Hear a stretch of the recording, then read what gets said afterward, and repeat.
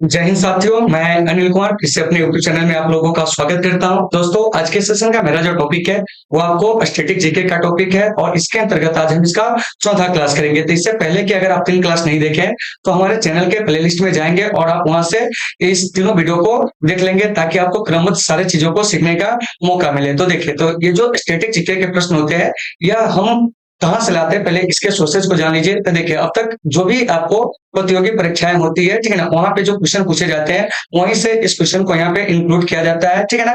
तो साथियों, चलते हैं आज के सेशन को शुरू करते हैं। फिर जहां दिक्कत होगी आप लोगों से बीच बीच में बात करते भी रहेंगे। तो चलिए साथियों, स्टार्ट करते हैं। देखिए, तो साथियों, आज के सेशन का मेरा जो पहला टॉपिक है, सॉरी पहला प्रश्न है, वो कह रहा है कि डायनमो का आविष्कार जो है निम्नलिखित में से किस वैज्ञानिक ने किया। मतलब कि आपका प्रश्न पूछा जा रहा है क्या कि डायनमो का आविष्कार जो है वो आपको किस वैज्ञानिक ने किया था। ऑप्शन है, कह रहा है थॉमस एल्वा एडिसन, विलियम मोडॉक, उसके बाद है आपको माइकल फैराडे, सैमुअल कोल्ट। तो याद रखिएगा कि ये जो माइकल फैराडे है ना, इन्होंने क्या किया था कि आपको डायनमो की खोज किया था। तो फिर यहाँ से एक बात आती है कि डायनमो की खोज जो हुई थी वो कब हुई थी। तो ये आपको 1831 ईस्वी में, कितना ईस्वी में, 1831 ईस्वी में। और ये जो डायनमो है एक ऐसा यंत्र है जो आपको यांत्रिक ऊर्जा को क्या करता है कि आपको विद्युत ऊर्जा में जो होता है वो आपको कन्वर्ट करता है। तो अगर आपसे प्रश्न पूछा जाए कि बताइए कि यांत्रिक ऊर्जा को, ठीक है ना, कि विद्युत ऊर्जा में, किसमें, विद्युत ऊर्जा में जो आपको कन्वर्ट करने वाला जो यंत्र है वो कौन है, तो आपको क्या कहेंगे, डायनमो। क्या है, डायनमो। देखिए, इसके अलावा और भी चीजें, लेकिन यहाँ आप डायनमो के बारे में पढ़ रहे हैं, ठीक है ना।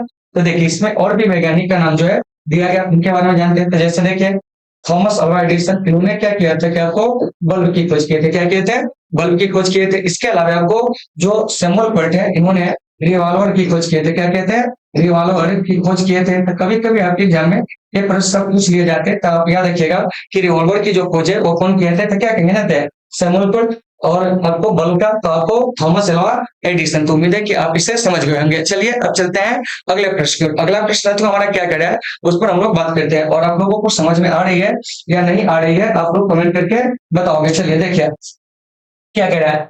अगला प्रश्न कह रहा है कि प्रसिद्ध स्मारक ताजमहल जो है किस नदी के किनारे स्थित है। ऑप्शन ए देखिए, कह रहा है आपको कृष्णा, ऑप्शन बी जो है आपको भागीरथी, ऑप्शन सी जो है यमुना, और ऑप्शन डी ब्रह्मपुत्र। इसका सही आंसर जो हो जाएगा ना वो आपको यमुना, क्या हो जाएगा, यमुना। यहाँ से एक प्रश्न है कि बताइए कि ये जो ताजमहल है, ठीक है ना, यमुना नदी के तट पर यह है कहाँ। तो देखिए, तो यह जो है आपको आगरा में, कहा है, आगरा में। इस बात को आपको याद रखिएगा। और आगरा जो है क्या है वो क्या कहेंगे, तो आपको उत्तर प्रदेश में, कहा है, उत्तर प्रदेश में। तो यहाँ से इस चीज को याद रखना है। दूसरी बात क्या है कि ताजमहल जो है किसके याद में बनाया गया था। तो देखिए, ताजमहल जो है वो आपको मुमताज की याद में, किसके याद में, मुमताज की याद में बनाया गया था, यानी कि मुमताज महल के याद में। तो कभी कभी यहाँ से प्रश्न पूछ लिया जाएगा कि मुमताज का जो मूल नाम था वो क्या था। तो वो था आपको अर्जुमंद, क्या नाम था उसका, अर्जुमंद बानो बेगम। क्या नाम था, अर्जुमंद बानो बेगम। तो आपके एग्जाम में प्रश्न पूछे जा सकते हैं कि बताइए ये जो मुमताज है उसका मूल नाम क्या था। तो क्या कहेंगे, अर्जुमंद बानो बेगम। और इसी के याद में क्या होता है कि आपको ताजमहल जो होती है वो आपको बनती है। और ताजमहल के अगर हम निर्माण अवधि की बात करते हैं तो देखिए, तो ये जो आपको ताजमहल है ना, ये आपको 1632 से, क्या है, 1632 से, ठीक है ना, 1653 ईस्वी के बीच में क्या हुआ था कि आपको बनकर तैयार हुआ था।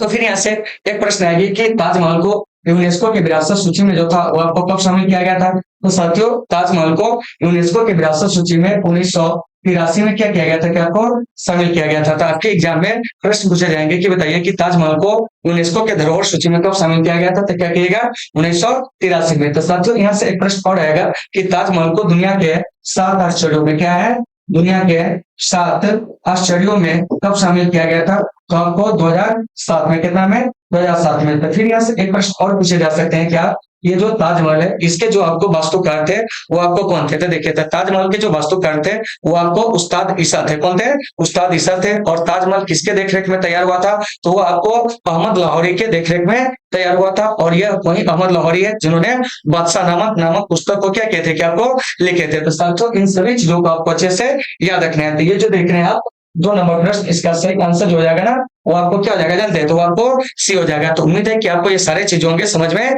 आ गए होंगे। चलिए अब चलते हैं अगले प्रश्न की ओर। देखिए, तो साथियों, अगला प्रश्न, जो प्रश्न है हमारा वो क्या कह रहा है। देखिए, कह रहा है कि अर्जुन पुरस्कार डॉट के लिए दिया जाता है। यानी कि ये जो कह रहा है कि अर्जुन अवार्ड है किस क्षेत्र में दिया जाता है। तो कह रहा है कि आपातकाल में असाधारण सेवा के लिए, ये आपको नहीं होगा, ठीक है ना। कह रहा है कि खेलों में उत्कृष्ट प्रदर्शन के लिए, इसका सही आंसर जो हो जाएगा यही भी हो जाएगा। तो यहाँ से एक बात आती है कि ये जो अर्जुन अवार्ड है, ठीक है ना, यह आपको किस खिलाड़ी को दिया जाता है? तो जो खिलाड़ी आपको उत्कृष्ट प्रदर्शन करते हैं खेल में, उसी खिलाड़ी को क्या होता है कि आपको यह अवार्ड दिए जाते हैं। तो यहाँ से एक बात आती है, ये जो अर्जुन अवार्ड है, यह आपको कब से दिया जाता है? तो साथियों, अर्जुन अवार्ड जो है 1961 से दिया जाता है, ठीक है ना। और अब तक इस अवार्ड से 700 से अधिक खिलाड़ियों को जो है सम्मानित किया जा चुका है। तो फिर यहाँ से एक जो प्रश्न है वो आपसे पूछा जा सकता है कि अर्जुन पुरस्कार के तहत जो है कितने लाख रुपए की राशि जो होती है नगद के रूप में दिए जाते हैं? तो वो आपको 15 लाख, क्या है, 15 लाख। इन चीजों को आपको बढ़िया से याद रखना है कि अर्जुन पुरस्कार के तहत 15 लाख रुपए की राशि जो होती है वो आपको दी जाती है। फिर कह रहा है कि युद्ध के मैदान में बहादुरी के लिए कौन सा अवार्ड दिया जाता है? तो वह आपको परमवीर चक्र दिया जाता है। कौन दिया जाता है? परमवीर चक्र। याद रखिएगा कि आपको युद्ध में क्या है कि आपको वीरता दिखाने के लिए कौन से अवार्ड दिए जाते हैं? तो क्या कहेंगे? परमवीर चक्र। और साथियों, परमवीर चक्र से अब तक 21 व्यक्ति को जो है सम्मानित किया जा चुका है। और यह आपको दरोगा 2000 जो आपको 21 में एग्जाम हुए थे, ठीक है ना, उसमें यह पूछा गया क्या था कि आपको प्रश्न था कि अब तक परमवीर चक्र से कितने व्यक्ति को सम्मानित किया गया? तो क्या कहेंगे जानते हैं? तो आपको 21, जिसमें से आपको 14 जो था वो आपको मरणोपरांत और 7 जो था वो आपको क्या था जानते हैं? तो आपको जीवित व्यक्तियों को सम्मानित किया गया था इस अवार्ड से। और अब तक जो है अंतिम बार जो है परमवीर चक्र जो मिला था वह आपको 1999 में कैप्टन विक्रम बत्रा को, ठीक है ना, वही का मिला हुआ अब तक का अवार्ड है, ठीक है ना। मतलब कि 1999 से लेकर अभी तक आपको 2023 तक किसी भी व्यक्ति को जो है परमवीर चक्र से सम्मानित नहीं किया गया। तो अब तक जो है परमवीर चक्र पाने वाले जो अंतर व्यक्ति है ना, वो आपको कौन है जानते हैं? तो आपको कैप्टन विक्रम बत्रा है। तो इसको भी आप याद रख सकते हो। और कैप्टन विक्रम बत्रा जो थे कारगिल के युद्ध में जो थे आपको एक महत्वपूर्ण भूमिका जो थे निभाए थे। तो कारगिल का युद्ध हुआ कब था? तो उसे भी याद रखिएगा 1999 में। और इस कारगिल युद्ध के दौरान भारतीय वायुसेना के द्वारा जो था ऑपरेशन सफेद सागर, ठीक है ना, भारतीय नौसेना के द्वारा जो था वो आपको ऑपरेशन तलवार, और भारतीय जो आपको आर्मी है, ठीक है ना, यानी कहने का मतलब हुआ कि जो आपको इंडियन आर्मी है उसके द्वारा जो चलाया गया अभियान था वो था आपको ऑपरेशन विजय। तो इन सभी चीजों को आपको अच्छे से याद रखना है। और कारगिल विजय दिवस जो होते हैं वो आपको 26 जुलाई को मनाया जाता है। तो साथियों, ये चीज जो बताई जा रही है उससे आपको बढ़िया से देख लेना है। तो 3 का जो सही आंसर हो जाएगा वो आपको क्या हो जाएगा? बी हो जाएगा। चलिए नेक्स्ट प्रश्न क्या कर रहा है, इस पर हम लोग चर्चा करते हैं। देखिए, कह रहा है कि निम्नलिखित पुस्तकों में से कौन सी पुस्तक विक्रम सेठ ने लिखी है? देखिए, कह रहा the God of Small Things, the हिपोन मतलब हिप्नोटिस्ट, उसके बाद है अनसुटेबल बॉय, उसके बाद है ट्रेन टू पाकिस्तान। तो इसका सही आंसर जो हो जाएगा ना वो आपको क्या हो जाएगा जानते हैं? तो आपको अनसुटेबल बॉय, क्या है? Unsuitable boy. तो यह पुस्तक जो लिखी गई थी कब, यानी कि यह पुस्तक कब प्रकाशित हुई थी? तो याद रखिएगा 1993 में। क्या है? 1993 में। फिर यहाँ से देखिए और भी जो है आपको पुस्तक के बारे में जो है आपको दिया गया है, उसके बारे में हम लोग बात करते हैं। जैसे देखिए the God of Small things, तो यह पुस्तक जो प्रकाशित होती है 1997 में। और इसके लिए क्या होता है कि आपको अरुंधति राय को, किनको? अरुंधति राय को मान भूकर पुरस्कार से भी जो होता है वो आपको क्या होता है कि आपको सम्मानित किया जाता है। तो यहाँ से हमने क्या देखा, ये जो the God of Small things नाम की पुस्तक है वो कौन लिखा है? तो क्या कहेंगे? अरुंधति रॉय ने लिखी है, ठीक है ना। और इसके लिए मान भूकर पुरस्कार इन्हें कब दिया जाता है? तो क्या कहेंगे? 1997 में। क्या है? 97 में। तो साथियों, यहाँ से एक बात आएगी कि मान बुकर पुरस्कार की जो शुरुआत हुई थी वो आपको कब हुई थी? तो देखिए, मान बुकर पुरस्कार की शुरुआत जो होती है ना साथियों, वो आपको 1969 में। क्या है? 1969 में। और यह आपको ब्रिटिश सरकार के द्वारा दी जाती है। किसके द्वारा दी जाती है? ब्रिटिश सरकार के द्वारा। यानी करने का मतलब है कि ब्रिटेन के द्वारा जो होता है इस अवार्ड को क्या होता है कि आपको दिया जाता है। तो इन सभी चीजों को याद रखिएगा। और इसमें कभी कभी जो है आपको फंसाने के लिए क्वेश्चन कुछ दिया जाएगा कि मान बुकर अंतरराष्ट्रीय पुरस्कार की जो शुरुआत हुई थी वो आपको कब हुई थी? तो याद रखिएगा, ठीक है ना। यानी कि मान बुकर, ठीक है ना, इंटरनेशनल प्राइज, इसकी जो शुरुआत होती है 2005 में। क्या है? 2005 में। इसको याद रखिएगा। तो देखिए, मान बुकर पुरस्कार और मान बुकर अंतरराष्ट्रीय पुरस्कार दोनों में अंतर है। फिर यहाँ से एक पुस्तक है मतलब ट्रेन टू पाकिस्तान, इसके जो लेखक है वो आपको कौन जानते हैं? तो आपको खुशवंशी। कौन है? खुशवंशी। तो इन सभी चीजों को आपको बढ़िया से देख लेना था। 4 नंबर प्रश्न का जो सही आंसर हो जाएगा वो आपको क्या हो जाएगा? तो सी हो जाएगा। क्या हो जाएगा? सी। तो आपको इन सभी चीजों को बढ़िया से देख लेना है। और कहीं से किसी प्रकार की कोई दिक्कत होती है तो आप कमेंट करके बताओगे। चलिए अब चलते हैं अगले प्रश्न को। क्या कह रहा है समझिए। कह रहा है कि भूटान की एक सदनीय विधायिका का क्या नाम था? तो देखिए, भूटान की जो एक सदनीय विधायिका है उसका नाम जो है तंसो गडू। क्या है? तंसो गडू। तो देखिए, दिया ऑप्शन में और भी चीज दिए हुए हैं जैसे जातीय संसद। तो देखिए, तो जातीय संसद जो है वो आपको बांग्लादेश की संसद का नाम है। किसका नाम है? बांग्लादेश की संसद का नाम है। नेशनल असेंबली की बात अगर किया जाए तो आपको पाकिस्तान, क्या कहेंगे? पाकिस्तान। और फ्रांस की जो संसद का नाम है वो आपको क्या जानते हैं? वो आपको नेशनल असेंबली है। तो साथियों इन सभी चीजों को आपको बढ़िया से देख लेना है। भारत की संसद का नाम पूछेंगे तो वो क्या हो जाएगा, तो आपको संसद के नाम से इसे जानते हैं। इसके अलावा आपको ऑस्ट्रेलिया की संसद का अगर नाम पूछा जाए तो वो आपको क्या हो जाएगा जानते हैं, आपको पार्लियामेंट। ब्रिटेन की संसद का नाम जो हो जाएगा वो आपको पार्लियामेंट, ठीक है ना। तो यहाँ से एक चीज याद रखिएगा कि ब्रिटिश संसद का जो निम्न सदन है उसको हम लोग हाउस ऑफ कॉमन्स के नाम से जानते हैं, और ब्रिटिश संसद का जो उच्च सदन है साथियों इसको हम लोग हाउस ऑफ लॉर्ड्स के नाम से क्या कहते हैं कि आपको जानते हैं। तो इन सभी चीजों को अच्छे से याद रखिएगा। और एक खास बात और याद रखिएगा कि आपको ब्रिटेन में वही व्यक्ति प्रधानमंत्री बन सकता है जो आपको हाउस ऑफ कॉमन्स के क्या होंगे कि आपको सदस्य होंगे। और इस हाउस ऑफ कॉमन्स का सदस्य बनने वाले जो पहले भारतीय थे वो आपको दादा भाई नौरोजी थे। मतलब कि ब्रिटेन की संसद का सदस्य बनने वाले जो पहले भारतीय थे वो कौन थे जानते हैं, तो ये आपको दादा भाई नौरोजी थे, जो 1892 ईस्वी में प्रिंसबरी से क्या हुए थे कि आपको हाउस ऑफ कॉमन्स के सदस्य बने थे। तो उम्मीद है साथियों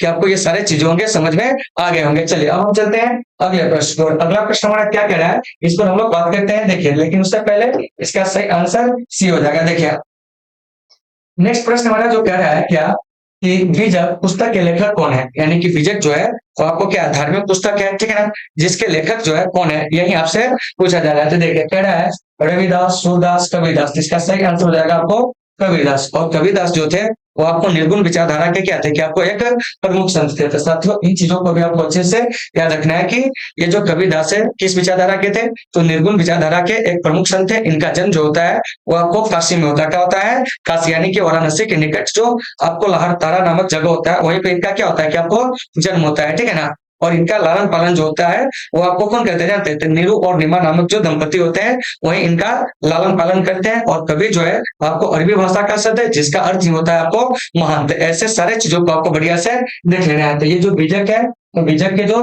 आपको लेखक है कौन है, तो क्या कहेंगे जानते हैं, वो आपको कबीरदास, यानी ऑप्शन नंबर सी इसका सही है। चलिए चलते हैं नेक्स्ट प्रश्न को। देखिए क्या कह रहा है, अंधेरी नाटक मतलब कि हिंदी नाटक अंधेरी नगरी जो है, ठीक है ना, इसके रचयिता जो है कौन है। मतलब आपसे प्रश्न पूछा जा रहा है कि अंधेरी नगरी के लेखक जो है कौन है। कह रहा है कि मुंशी प्रेमचंद, इसके अलावा भारतेंदु हरिश्चंद्र, मुद्रा राक्षस, धर्मवीर भारती। इसका सही आंसर हो जाएगा भारतेंदु हरिश्चंद्र, यानी ऑप्शन नंबर बी। तो साथियों यहाँ से याद रखिएगा, ठीक है ना, कुछ चीजें आपसे पूछे जाएंगे जैसे कि आपको पंच परमेश्वर क्या है, पंच परमेश्वर। देखिए याद रखिएगा पंच परमेश्वर। इसके अलावा आपको क्या हो गया, गवन हो गया, क्या हो गया, गवन हो गया, गोदान हो गया, क्या हो गया, गोदान हो गया। इसके अलावा आपको पूछ की रात क्या है, पूछ की रात। ये सब जो है किसके द्वारा लिखा गया है, तो क्या कहेंगे मुंशी प्रेमचंद के द्वारा। और मुंशी प्रेमचंद जो थे वो आपको एक कथाकार थे, उपन्यासकार थे, इस बात को आपको याद रखना है, ठीक है ना।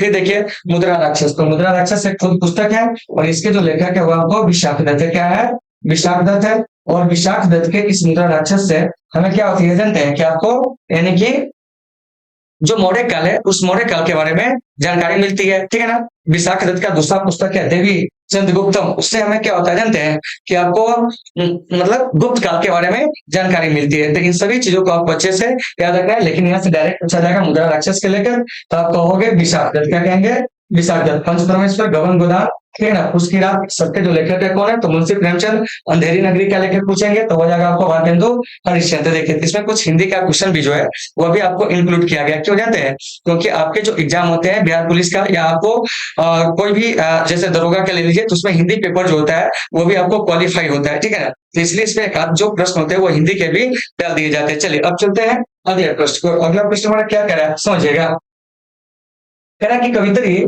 महादेवी वर्मा का जन्म किस शहर में हुआ था।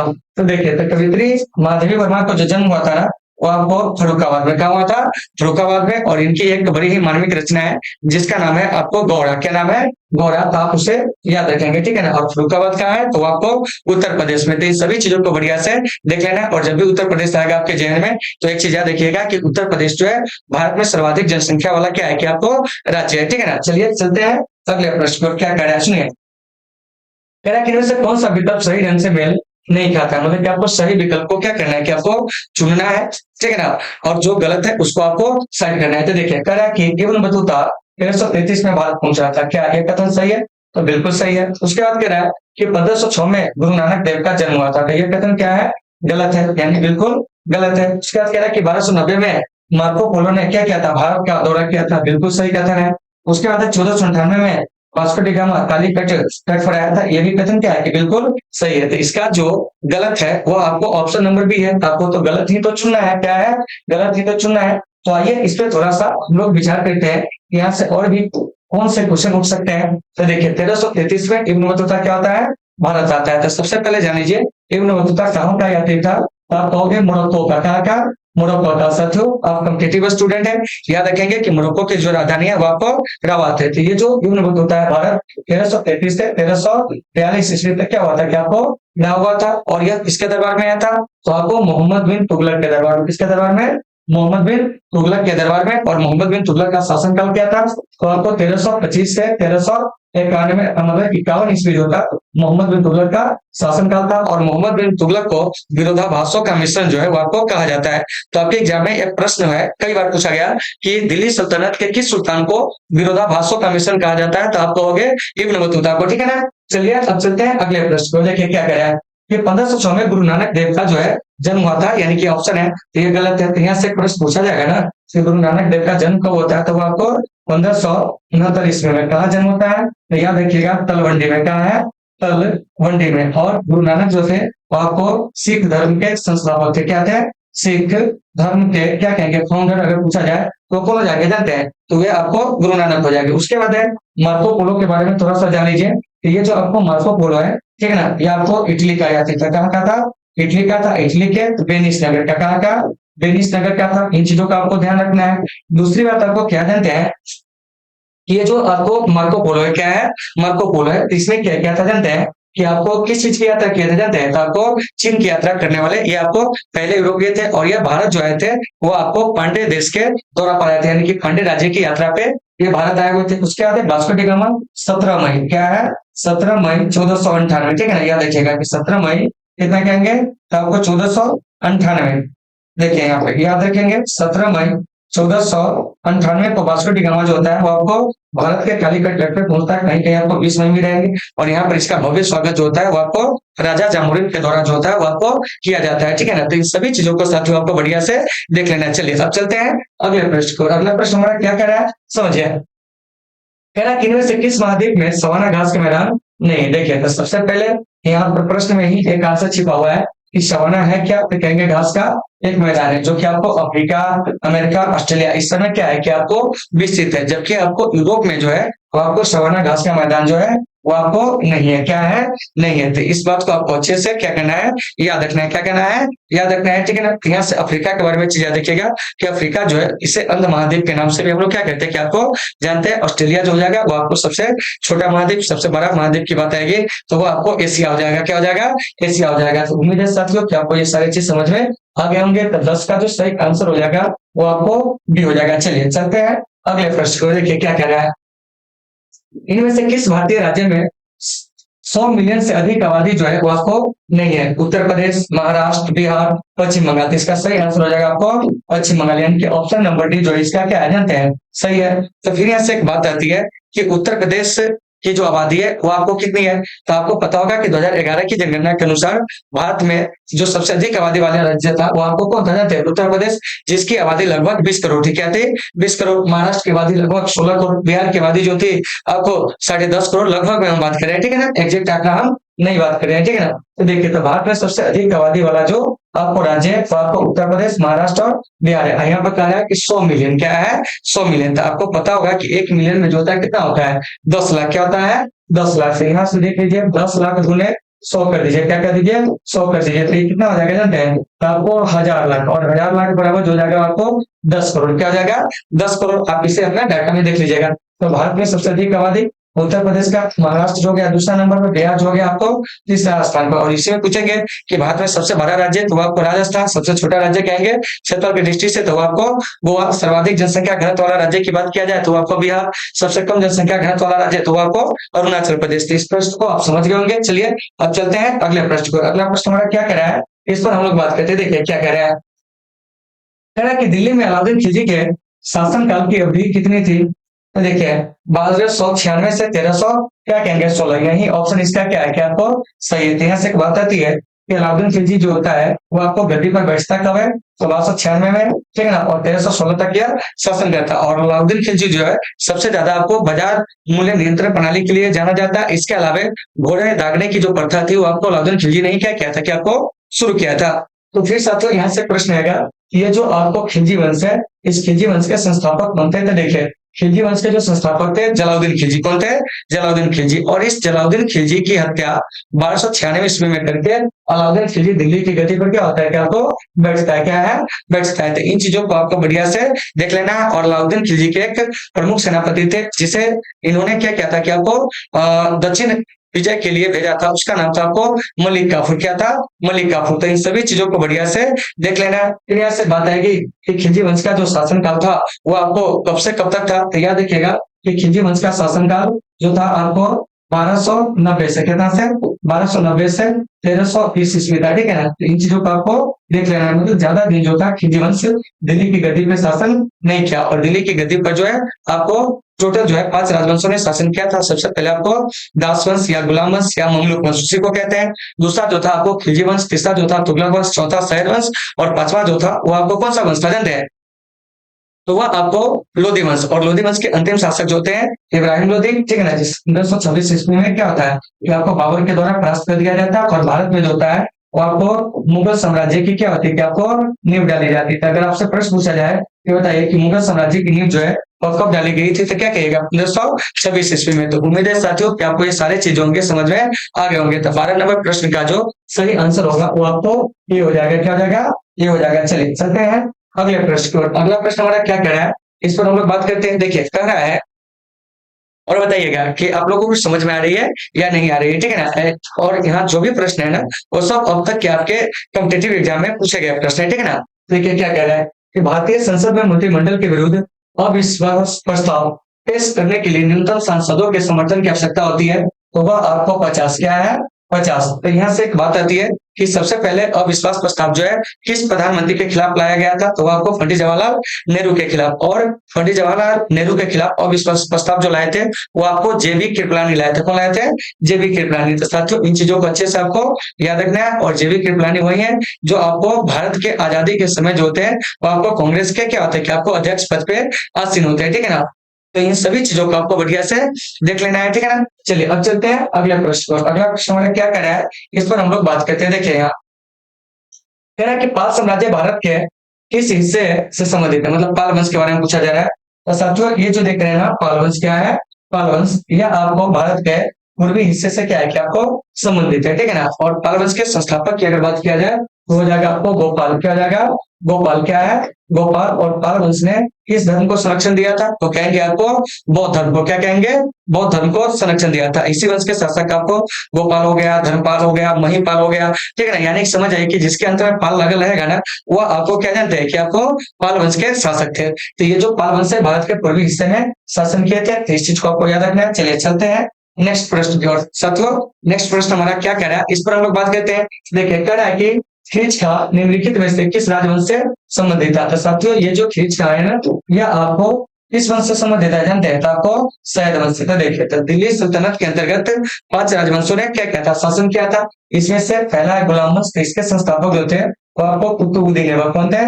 कुतुबुद्दीन ऐबक। इन चीजों को आपको बढ़िया से याद रखना है, ठीक है ना। फिर खिलजी वंश के संस्थापक वो आपको जलालुद्दीन खिलजी। क्या कहेंगे? जलालुद्दीन खिलजी। फिर यहाँ से एक प्रश्न और आएगी, क्या आएगी? एक प्रश्न और आएगी, क्या आएगी जानते हैं? तो आपको सैयद वंश के संस्थापक तो आपको खिज्र खान। कौन है? खिज्र खान। और यहाँ पे वो वंश जो है वो आपको छूट रहा है। क्या है? छूट रहा है। देखिए कौन कौन छूट रहा है? एक आपको तुगलक। क्या है? तुगलक वंश छूट रहा है, ठीक है ना। इसके अलावा एक वंश और छूट रहा है, वह आपको लोधी वंश। क्या है? लोधी वंश। देखिए ये सभी जो है दिल्ली सल्तनत के अंतर्गत क्या हुआ था, कि आपको शासन किया था। तो साथियों यहाँ पे एक चीज याद रखिएगा, क्या जानते हैं कि तुगलक वंश के जो संस्थापक है वो आपको गयासुद्दीन तुगलक थे। कौन थे? गयासुद्दीन तुगलक। देखिए इसको आप याद रखोगे, ठीक है ना। उसके बाद जो है लोधी वंश के जो आपको क्या थे कि संस्थापक वो आपको बहलोल लोधी थे। कौन थे? बहलोल लोधी थे। तो फिर यहाँ से साथियों एक प्रश्न पूछे जाएंगे आपसे। क्या होंगे? एक प्रश्न पूछे जाएंगे, क्या जानते हैं इन वंशों का जो शासन काल है जरा सा इसके बारे में भी चर्चा कर दीजिए। तो देखिए ये जो गुलाम वंश है ना ये आपको 1290 से सॉरी 1206 से क्या कहेंगे 1206 6 से, ठीक है ना। याद रखिएगा कि 1206 से 1290 ईस्वी तक जो शासन किया था ना, वो आपको गुलाम वंश। उसके बाद है आपको खिलजी वंश, जो आपको 1290 से 1320 ईस्वी तक शासन किया था। उसके बाद है आपको खिलजी वंश, यह आपको कब तक शासन किया था जानते हैं? तो आपको 1300 मतलब सॉरी, खिलजी वंश तो हो ही गया है, जो 1290 से 1300 क्या कहेंगे जानते हैं? 20। आइए अब यहाँ से एक वंश होगा जिसका नाम है, आपको क्या देखें, ध्यान दीजिएगा, ठीक है ना। 1320 देखिए तुगलक वंश है, जो 1320 से क्या है जानते हैं? 1414 ईस्वी तक जो था वो आपको शासन किया था। उसके बाद है सैयद वंश, जो कि आपको 1414 से 1451 ईस्वी तक शासन किया था। लोधी वंश, जो कि आपको 1451 से 1526 ईस्वी तक शासन किया था। तो यहाँ से एक बात याद रखिएगा, क्या जानते हैं कि ये जो देख रहे हैं दिल्ली सल्तनत, इसकी स्थापना कब होती है? 1206 में, और इसका जो अंत होता है कब होता है? 1526 में। तो ऐसे प्रश्न भी आपके एग्जाम में पूछे जाते हैं, तो आप इसे देख लीजिएगा। तो ये जो 15 नंबर प्रश्न है, इसका सही आंसर क्या हो जाएगा? सी, यानी कि शायद जो वंश है उसके संस्थापक जो थे वो आपको खिलजी खाते हैं। चलिए अब चलते हैं अगले प्रश्न को, ठीक है ना। अगला प्रश्न आती हो हमारा क्या कह रहा है, इस पर हम लोग बात करेंगे। देखिए सारा ग्रीनलैंड कहाँ स्थित है? ग्रीनलैंड के बारे में सबसे पहले जान लीजिए। यह दुनिया का सबसे बड़ा क्या है? क्या आपको द्वीप है? क्या है? द्वीप है। और इसी में पूछेंगे कि दुनिया का सबसे बड़ा द्वीप समूह साथियों, तो वह आपको इंडोनेशिया हो जाएगा। कौन हो जाएगा?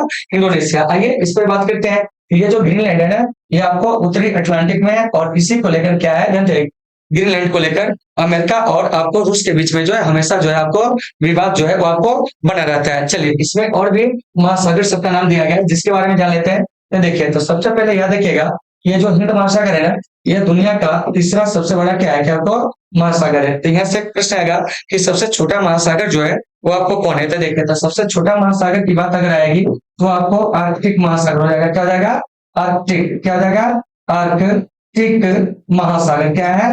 आर्कटिक महासागर। यह आपको सबसे छोटा महासागर, इसको याद रखिएगा, यानी कि यह सबसे क्या है? छोटा है। फिर यहाँ से एक बात आएगी कि सबसे बड़ा जो महासागर है वो आपको कौन है? तो साथियों, सबसे बड़ा महासागर की अगर हम बात करते हैं वो हो जाएगा आपको प्रशांत महासागर। क्या हो जाएगा? प्रशांत महासागर। के इन चीजों को आपको अच्छे से याद रखना है। तो देखिए, तो सबसे बड़ा महासागर कहेंगे प्रशांत महासागर, सबसे छोटा तो आपको आर्कटिक महासागर। तीसरा नंबर का महासागर तो कौन हो जाएगा? हिंद महासागर। दूसरा नंबर का अटलांटिक महासागर। चौथा नंबर का अंटार्कटिक महासागर। तो इन सभी बातों को आपको अच्छे से याद रखना है। चलिए अब हम चलते हैं अगले प्रश्न को, लेकिन उससे पहले इसका सही आंसर क्या जाएगा? तो आपको डी हो जाएगा। चलिए नेक्स्ट प्रश्न क्या कर रहा है, इस पर हम लोग विचार करते हैं। देखिए कह रहा है कि 12वीं शताब्दी के आरंभ में दिल्ली पर किसका शासन था? तो देखिए, तो 12वीं शताब्दी के आरंभ में दिल्ली पर जो शासन था वो आपको तोमर वंश का था। किसका था? तोमर वंश का था। और 13वीं शताब्दी की जैसे ही शुरुआत होती है, दिल्ली पर जो होता है वो आपको क्या होता है कि कुतुबुद्दीन ऐबक के द्वारा स्थापित जो वंश होता है, जिसका नाम होता है आपको दास वंश, उसकी शासन क्या हो जाती है कि आपको शुरू हो जाती है। तो इन सभी चीजों को देख लीजिएगा। तो ये देख रहे हैं खिलजी वंश, सैयद वंश, तुगलक वंश, ठीक है ना। लोधी वंश क्या है? लोधी वंश। ये सभी जो है दिल्ली सल्तनत से संबंधित क्या है कि आपको वंश है, ठीक है ना। और दिल्ली सल्तनत के शासकों की जो राजधानी थी वो आपको दिल्ली थी। क्या थी? दिल्ली थी। तो इन सभी बातों को आपको बढ़िया से देख लेना है। जो आपको 17 नंबर प्रश्न है, इसका जो सही आंसर हो जाएगा वो आपको क्या हो जाएगा? तो आपको ये हो जाएगा। चलिए अब चलते हैं अगले प्रश्न को। देखिए क्या कह रहा है, मोहम्मद गोरी किस वर्ष पृथ्वीराज तृतीय से पराजित हुआ था? मोहम्मद गोरी थे वो आपको 1191 में। 1191 में क्या होता है कि आपको तराइन का जो होता है युद्ध होता है, इसी युद्ध में क्या होता है कि मोहम्मद गोरी को पृथ्वीराज चौहान ने क्या किया था कि आपको परास्त किया था। तो साथियों यहाँ से याद रखिएगा कि ये जो तराइन है, क्या है? तराइन है, ठीक है ना। तो तराइन का आपको 3 युद्ध हुआ था। क्या हुआ था?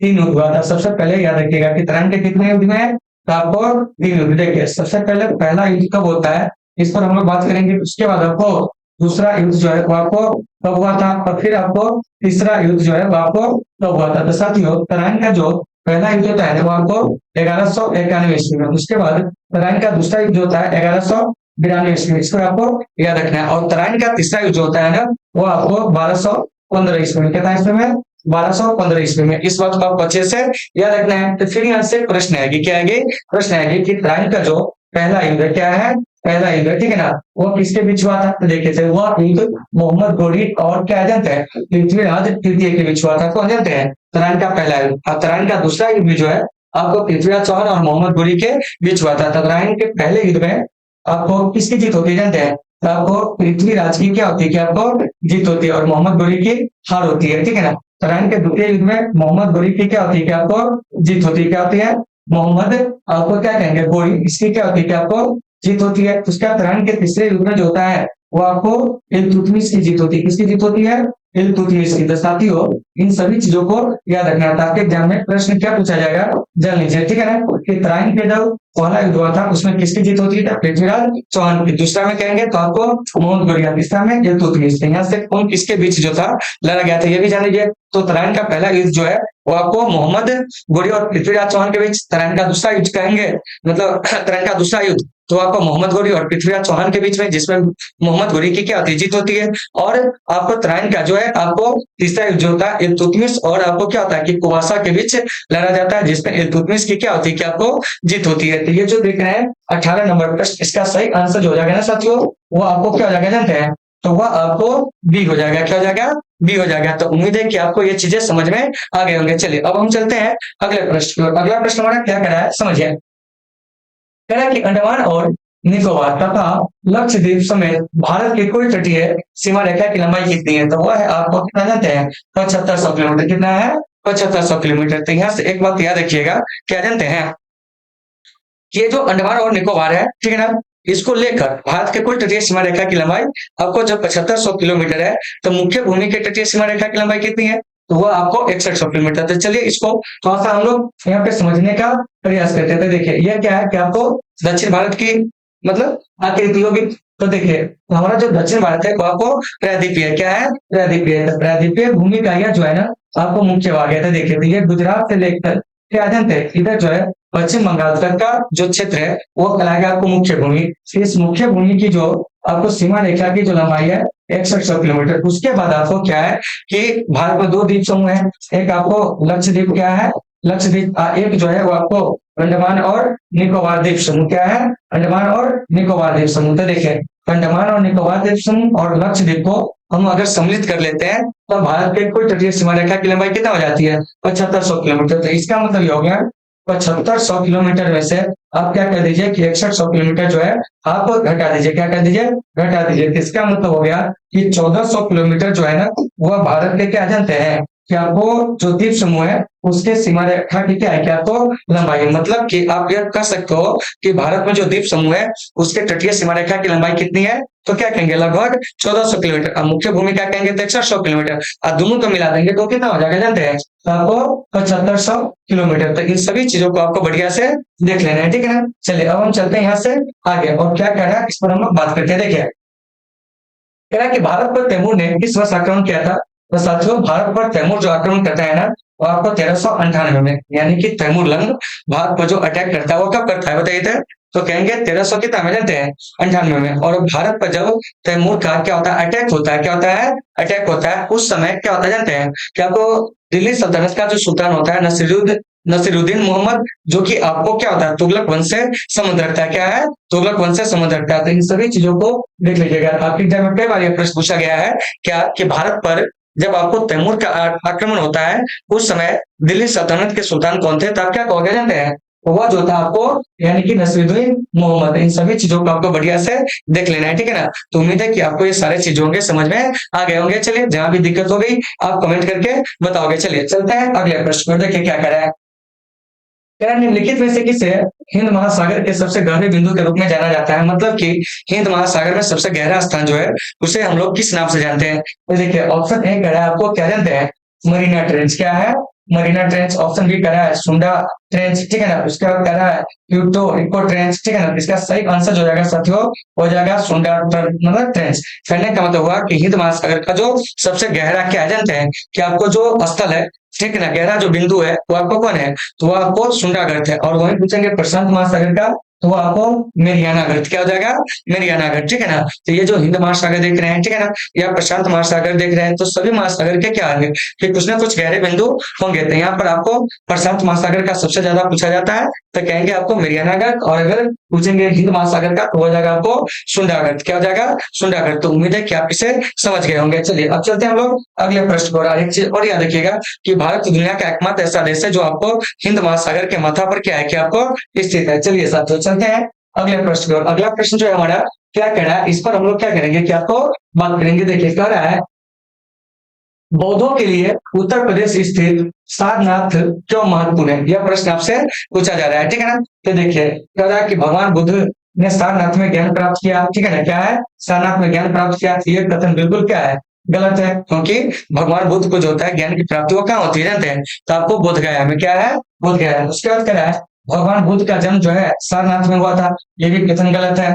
भगवान बुद्ध सारनाथ में महापरिनिर्वाण प्राप्त किए, ये भी कथन क्या है कि आपको गलत है। उसके बाद है ज्ञान प्राप्त करने के बाद भगवान बुद्ध ने सारनाथ में अपना पहला उपदेश दिए थे, देखे थे, यह कथन क्या है कि आपको बिल्कुल सही है साथियों, क्या है, बिल्कुल सही है, ठीक है ना। तो इन सभी चीजों को आपको बढ़िया से क्या करना है, देख लेना। तो ऑप्शन नंबर डी सही है। तो आइए इसका और भी हम कुछ चीजों का एनालिसिस करते हैं। जैसे देखिए क्या एनालिसिस होने वाली इसमें, समझे, कह रहा कि भगवान बुद्ध ने ज्ञान प्राप्त किया, कहाँ किया, तो कहेंगे बोध गया में, क्या कहेंगे, बोध गया में। उसका देखिए कि भगवान महावीर का जो जन्म होता है वो आपको कहाँ होता है, तो कहेंगे आपको कपिल वस्तु में, क्या होता है, कपिल वस्तु में, क्या है, कपिल वस्तु में, ठीक है ना। यानी कि भगवान बुद्ध का जो जन्म होता है वो क्या होता है, कपिल वस्तु में, या आप इसे कह सकते हो लुम्बिनी, क्या है, लुम्बिनी, ठीक है ना। इन चीजों को याद रखना है। उसके बाद है गौतम बुद्ध को जो महापरिनिर्वाण की प्राप्ति हुई थी वो आपको कुशीनगर में, क्या होती है, कुशीनगर में। इन चीजों को याद रखना है। दूसरी बात है कि ज्ञान प्राप्त करने के बाद भगवान बुद्ध ने जो अपना उपदेश दिया था कहा, सारनाथ में, सारनाथ का उत्तर प्रदेश में, और बौद्ध धर्म में गौतम बुद्ध के द्वारा जो आपको प्रथम उपदेश दिया गया था उसे धर्म चक्र प्रवर्तन जो है वो आपको कहा गया। इसके बाद एक चीज और याद रखिएगा, क्या कि गौतम बुद्ध जब घर को छोड़े थे तो इस घटना को बौद्ध धर्म में महाभिनिष्क्रमण कहा गया। गौतम बुद्ध के ज्ञान प्राप्ति की घटना को संबोधि कहा गया। इनके मृत्यु की घटना को महापरिनिर्वाण कहा गया। तो इन सभी चीजों को आपको बढ़िया से देख लेना है। तो उम्मीद है साथियों कि आपको ये सारी चीज समझ में आ गए होंगे। चलिए अब चलते हैं अगले प्रश्न को, देखिए क्या कह रहा है, सुनिए। कह रहा कि अवध के निम्नलिखित में से किस नवाब ने लखनऊ में बड़ा इमामबाड़ा जो था बनाया था। तो देखिए ये आपको अशफाक उद दौला बनाया था। और ये जो बड़ा इमामबाड़ा देख रहे हैं साथियों, इसको भूल भुलैया के नाम से भी जाना जाता है। और यह आपको क्या जानता है कि लखनऊ का एक ऐतिहासिक इमारत है। और इसी लखनऊ को पहले हम लोग अवध के नाम से जानते थे औपनिवेशिक काल में। और इस अवध को क्या होता जानते हैं कि आपको सहायक संधि के द्वारा जो था आपको, यानी कि 1801 में जो था आपको क्या किया गया था कि आपको हस्तक्षेपित किया गया था। उसके बाद क्या कि 1856 में अवध को कुशासन का आरोप लगाकर क्या हुआ था, राज्य हड़प नीति के तहत हड़प लिया गया था। तो यहाँ से क्वेश्चन पूछा जाएगा कि अवध पर सहायक संधि कब थोपा गया था। तो यह देखिएगा 1801 में। और अवध को राज्य हड़प नीति के तहत कब मिला लिया गया था शासन का आरोप लगाकर, तो 1856 में। तीन चीजों को याद रखिएगा, ठीक है ना। तो अगर पूछेंगे कि भूल भुलैया नाम से किस ऐतिहासिक इमारत को जाना जाता है तो क्या कहेंगे जानते हैं, तो आपको बड़ा इमामबाड़ा को जो आपको क्या कहेंगे, लखनऊ में, क्या है, लखनऊ में। और लखनऊ को हम लोग नवाबों के शहर के नाम से भी क्या कहते हैं कि आपको जानते हैं। चलिए अब चलते हैं अगले प्रश्न पर। अगला प्रश्न हमारे साथियों क्या कह रहा है, कह रहा है कि प्रसिद्ध संगीतकार उस्ताद बिस्मिल्लाह खान जो है निम्नलिखित में से किस वाद्य यंत्र से संबंधित है। तो देखिए ये आपको शहनाई से जो है आपको संबंधित है। इसी में पंडित रविशंकर कहते हैं तो वो आपको सितार से, क्या है, सितार से, ठीक है ना। तो इन सभी चीजों को आपको अच्छे से देख लेना। और भारत, पाकिस्तान और बांग्लादेश में सितार मतलब ये जो शहनाई है, इस शहनाई को लोकप्रिय बनाने में जो सबसे अहम भूमिका निभाए थे वो आपको कौन जानते हैं, तो वह आपको यानी कि उस्ताद बिस्मिल्लाह खान, ठीक है ना। तो इन सभी चीजों को आपको बढ़िया से देख लेना है। चलिए अब चलते हैं अगले प्रश्न को। अगला प्रश्न हमारा क्या कर रहा है उस पर चर्चा करते हैं। देखिए कह रहा है कि अलीगढ़ मुस्लिम विश्वविद्यालय की स्थापना कौन कहते थे, तो वह आपको सैयद अहमद खान है। कौन कहते हैं, सैयद अहमद खान है। तो ये जो देख रहे हैं अलीगढ़ मुस्लिम विश्वविद्यालय, इसकी जो स्थापना होती है तो आपको कब होती है जानते हैं, तो साथियों इसकी जो स्थापना होती है वह आपको असहयोग आंदोलन के दौरान होती है। और असहयोग आंदोलन जो है गांधी जी के द्वारा क्या है कि आपको शुरू किया गया। प्रथम क्या था कि आपको जन आंदोलन था, ठीक है ना, जो आपको 1 अगस्त 1920 को शुरू होती है और आपको 11 फरवरी 1922 को वापस ले लिया जाता है। क्यों, चौरी चौरा कांड के कारण। तो इन सभी चीजों को आपको अच्छे से याद रखना है। तो साथियों उम्मीद है कि आपको आज का यह सेशन जो है आपको आसानी से समझ में आ गए होंगे। तो चलिए साथियों आज के इस सेशन को हम लोग यहीं पे विराम देते हैं। फिर मिलेंगे आपसे कल एक बेहतर क्लास के साथ। जब तक के लिए आप सभी साथियों से सुविधा, take care all of you.